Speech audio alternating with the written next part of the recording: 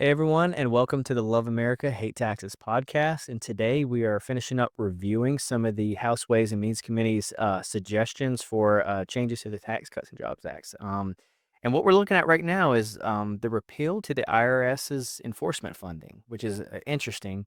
No more harassment to the middle class, right? So let's kind of dive into that a little bit. Yeah, I wish we could pop a video up here, the enforcer. Yeah. So ultimately, everybody, Ryan, and I'm being facetious, loves an audit. Even include the IRS, which that's another I conversation. do. Yeah. But the reality is, under the Inflation Reduction Act, which was passed by the Biden administration, they were redirecting tens of billions of dollars over to the IRS, and they were going to create about 81,000 agents to go out and audit.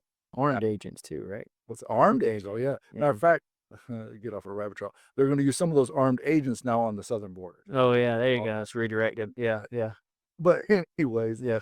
why do I do this? Um, But anyways, so they're looking at rescinding $20 billion that had already been earmarked to go to the IRS. So they're going to cut off that spending. Now, a little side note, here at our office, we have an advocacy team, and one of our head gentleman who heads up that advocacy team was telling us the other day in the staff meeting that he was actually talking to an IRS agent who was in tears. Yeah, a little stressed right now as to job certainty and stuff, but that I'm sorry to say that that's unfortunately going to happen. and we're gonna have a podcast one day with all our recordings from some of these people. I'm sure, just so you can hear what we hear on there. Well, we hear from the IRS, Yeah. because all of our calls are recorded just like they record us. We record them, Yeah. but Yeah. yeah. So it's a $20 billion rescission of the money, but of course the Congressional Budget Office says there's going to be a cost to that, and the cost is about $66 billion that they're not going to collect over the next 10 years because people are not filing their taxes properly. Now that's again an estimate. So when you have that net, you take the 66 billion, subtract that 20 billion that was earmarked, you're down to 46 billion. Now I say that lightly, but the reality is, as a taxpayer, nobody wants to be harassed. Nobody wants to be audited.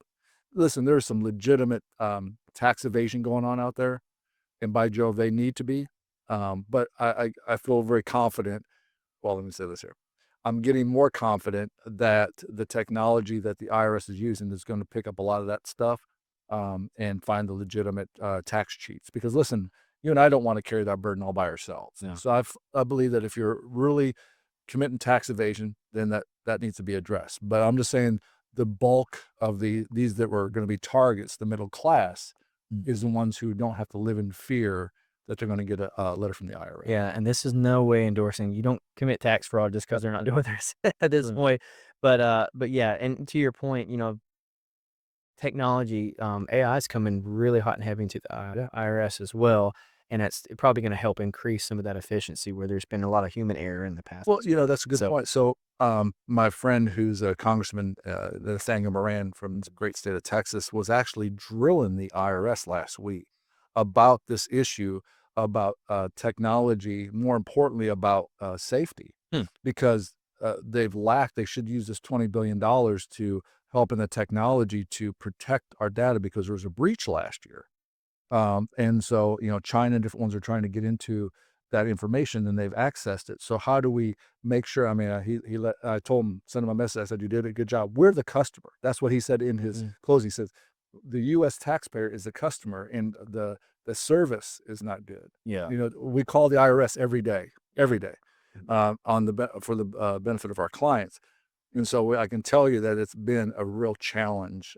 Even since COVID, it's gotten progressively worse. Yeah, So, and it's not that the funds, if they're going to the right place, if it's gonna go for better efficiency, getting rid of those real, tax evaders like you're talking about, that's one thing, but, it's just, there's abuse just about in everything right now that they're finding out the Doge stuff, so yeah. kinda crazy. Anything else around that? I still like talking about the 300-year-old people getting Oh, yeah. security. Yeah, that's interesting.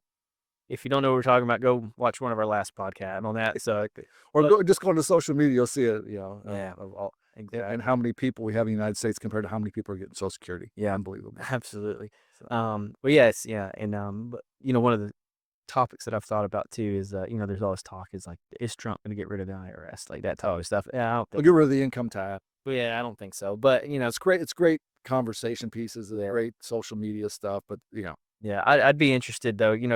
There's always that thing where competition's a good thing, right? I'd love to see somebody come in and compete the IRS. That way at least you got two that are competing against them.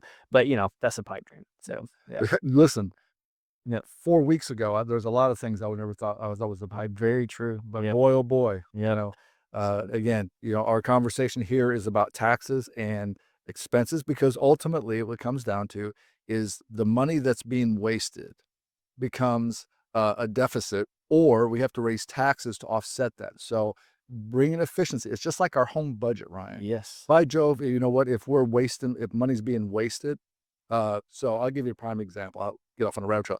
So we just sold our house and moved back into Concord, as you know. And I didn't know this. And this is unknown. This is just like what we've been dealing with here. Um, Joanne had said to me, she said, our electric bills have gone up. I said, well, and we've been gone, stuff like that there. We didn't put two and two together because this is not my area of expertise. Long story short, our compressor had gone out on our heating, mm, and it was the element that was running it. So it's sucking a lot of juice. Well, there's a lot of waste there. And the efficiency, even though it's an expensive fix, is get the compressor fixed. yeah, And now it's going to get back to a much more reasonable. So there was pain. Let me tell you this here, writing a check for a compressor is pain, okay? But the overall benefit from that, if we were to stay in that house, would have been significant because we were bleeding money yeah, each and every month on that element. yep, So it's the same thing that we're talking about here is yes, there might be some pain right now in some of these tax cuts or mhm, maybe some of the things that Doge is doing. But the reality is if you look at the time frame, yes. the benefits are going to come out of it are huge. Absolutely, absolutely. Well, guys, if you found today's content valuable, we ask that you just go and you subscribe to our page, you like it, share it on whatever platform that you're on. And if you have questions or comments or whatever it may be, send us an email. We'll be happy to hopefully get those on one of our future podcasts. But until then, we'll see you next time. Thank you.